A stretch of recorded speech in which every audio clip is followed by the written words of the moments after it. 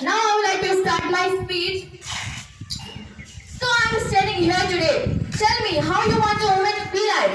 You want a woman to be like covering face with salt, speaking with soft voice, and facing the ground. You want a woman to be like this, right? But I don't care. Cause I am not a puppeteer. I am a strong human being with an independent will. Yes, I obey the rule of law, but not on the basis principle of this patriarchal society. Unfortunately, most of the women who are experiencing the biasness and torture in their daily life are not being able to raise their voice because they are not empowered. Empowering women doesn't mean to provide them a weapon to fight, but providing them a coachable environment to grow, schools to learn, and a wings to fly. But you know what's actually happening in the reality? In reality, in most part of the world, the women are considered to be of less worth than men, due to which either they are killed inside their womb or sold in a flesh market. And whenever a woman is exploited in the society, then she should adjust. She keep adjusting. Why? Because it's simple. Because she is a woman. Whenever a girl is raped, every people will be like, you must adjust because you keep flaunting yourself and telling the voice. One thing I don't understand that who gave these worthless people the authority to teach women to adjust and blaming those innocent women even if they have no fault. In which law, in which religious book it is written that the women only need to adjust even if they have no fault? According to UNICEF, 1.4 million pregnant women are living with HIV and 65 million girls are out of school because their parents want to save money for their dowry. Wow. And similarly, 1/3 of girls of the whole world are getting married before they turn 18 and 1 out of 5 girls are the victim of rape or attempted rape. Future highly depends upon how we empower the women today.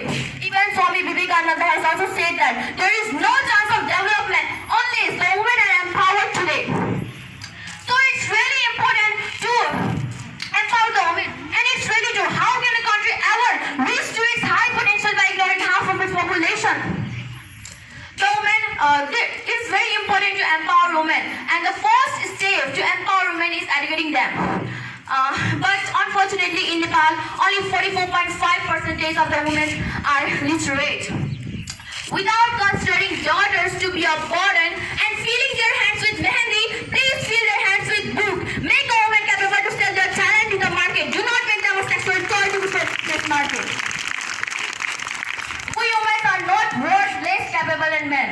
Like different kind of skill-based training should be launched in order to encourage the women to learn. And women are very important for the development of the country. Even they can help in the contributing the society and economy of the country. Giving a specific example, in Africa, half of the farmers are female. If they are given the proper access to the resources like men have, then they can also increase the L by 20 to 30%, and they can also help in the increase in the GDP of the country. And different kind of skill-based training should be learned, even different kind of programs also should be done by the government. Like for example, in India, on 15th August, the most educated girl of the village is given an honor toward the national flag. See how glorifying and inspiring motivation it is? So our constitution has also provided the 33% of the reservation seats to the women, and it is a matter of pride that our president is a woman today. The speaker of the house is a woman today. So different kind of training should be done so that the women can be empowered, they can be encouraged to learn. And when emphasizing about the women empowerment, I doesn't mean to be sympathized about the men. I just only mean to create the marginalized women as capable as men. Remember, we women are not worth less than men.